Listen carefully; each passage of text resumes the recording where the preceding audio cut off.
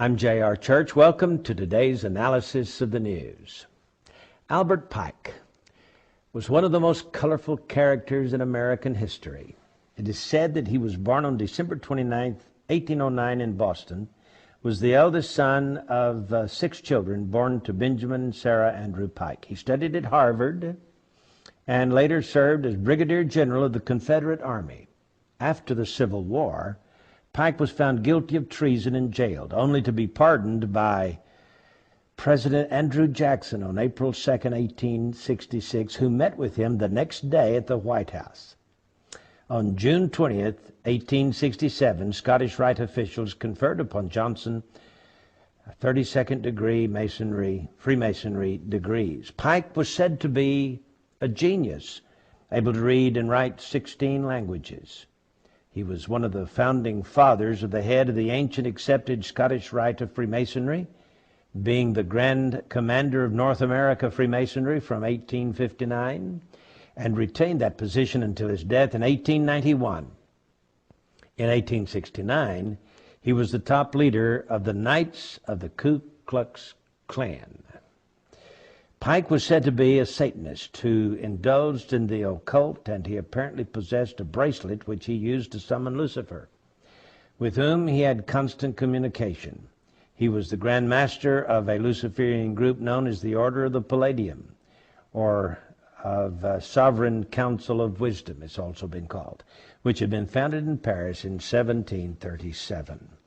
Now, General Albert Pike was the only Confederate general with a statue on federal property in Washington, D.C. He was honored not as a commander or even as a lawyer, but as Southern Regional Leader of the Scottish Rite of Freemasonry. The statue stands on a pedestal near the foot of Capitol Hill between the Department of Labor building and the Municipal building between 3rd and 4th Streets on D Street Northwest.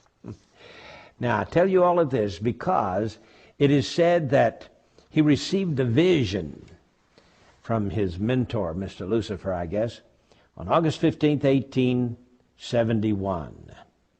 And William Guy Carr, former intelligence officer in the Royal Canadian Navy, wrote a book called Satan, Prince of this World, in which he gives this information. He said that he received this information from a book written by Cardinal Caro Rodriguez in Santiago, Chile, who wrote in 1925 a book called The Mystery of Freemasonry Unveiled.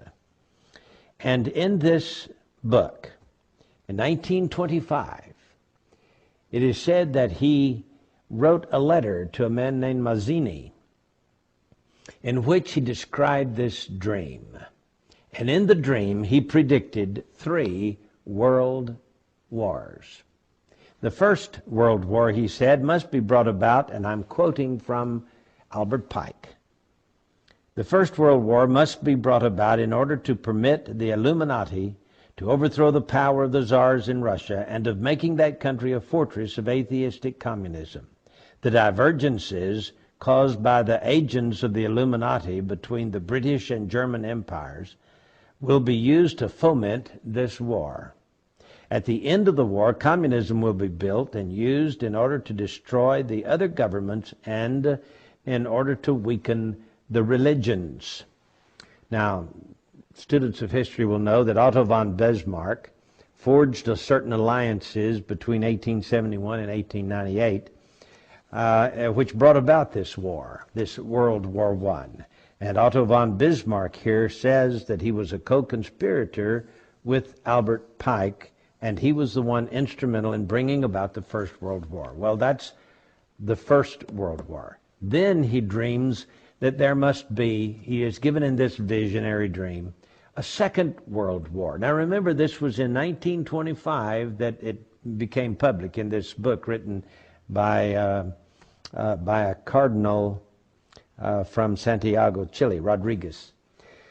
He says, quote, "The Second World War must be fomented by taking advantage of the differences between the fascists and the political Zionists. This war must be brought about so that Nazism is destroyed and that the political Zionism will be strong enough to institute a sovereign state of Israel in Palestine.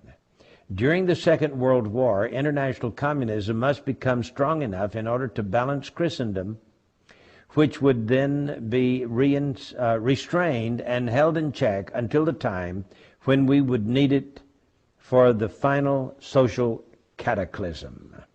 Well, there are some who may argue that the terms Nazism and Zionism were not known in 1871. You should remember, however, that the Illuminati invented both of these movements. In addition, communism as an ideology and as a coined phrase originates in France during the Revolution. In 1785, Restif coined the phrase 4 years before the Revolution broke out. Restif and Babeuf, in turn, were influenced by Rosé, as was the most famous conspirator of them all, Adam Weishaupt. Then he has this vision, in this vision, not only one world war and two world wars, but here comes the third world war. He says, and I quote, "The third world war must be fomented by taking advantage of the differences caused by the agents of the Illuminati between the political Zionists and the leaders of the Islamic world." Yeah, that's what he says. The war, this was 1925. Please understand that. At least 1925. May go all the way back to 1871, as is purported to do, but at least it was written in a book and published in 1925. So he says, after World War I was just over a few years, and before World War II even started, he's now thinking about this Third World War, and it says that it will be caused by the differences between the political Zionists and the leaders of the Islamic world. The war must be conducted in such a way that Islam, the Muslim Arabic world, and political Zionism, the State of Israel, mutually destroy each other. That's what it says. Meanwhile, the other nations, once more divided on this issue, will be constrained to fight to the point of complete physical, moral, spiritual, and economic exhaustion. We shall unleash the nihilists and the atheists, and we shall provoke a formidable social cataclysm in which, in all its horror, will show clearly to the nations the effect of absolute atheism, origin and savagery, and of the most bloody turmoil. So he's against Christianity and he's against atheism. They're supposed to fight each other to the death, you see. Then, he says, everywhere the citizens obliged to defend themselves against the world minority of revolutionaries will exterminate those destroyers of civilization and the multitude, disillusioned with Christianity, whose deistic spirits will from that moment be without compass or direction, anxious for an ideal, but without knowledge where to render its adoration, will receive the true light through the universal manifestation of the pure doctrine of Lucifer. That's what he says. Brought finally out in the public view. So he's saying that Lucifer will finally make himself, the good guy. He's going to save the world from these atheists who don't believe in deity and from these Christians who believe in the good God. Well, so it says, this manifestation will result in the general reactionary movement which will follow the destruction of Christianity and atheism, both conquered and exterminated at the same time. Well, I don't know if it's true, but I can tell you that it sure has played into what is being carried on in the Middle East today.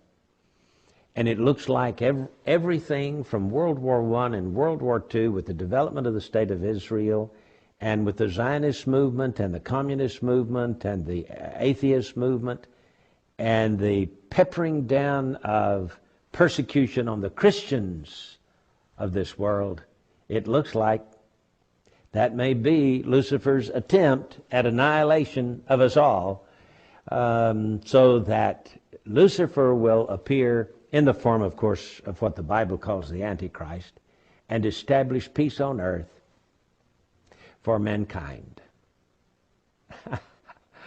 I got news for all those Illuminatists. Their little plan will only last for 3.5 years and will be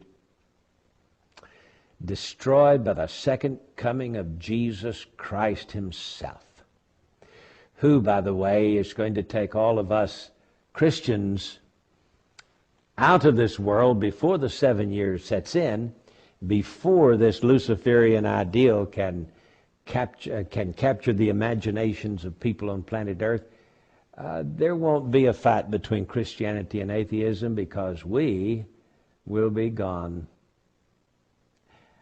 But the atheists, they might meet their demise at the hands of the Antichrist when he introduces Lucifer, his old pal. I can tell you this, they're all going to be thrown into the lake of fire. So says the Word of God, and I believe it from cover to cover. I'm J.R. Church. We'll see you again tomorrow with our analysis of the news.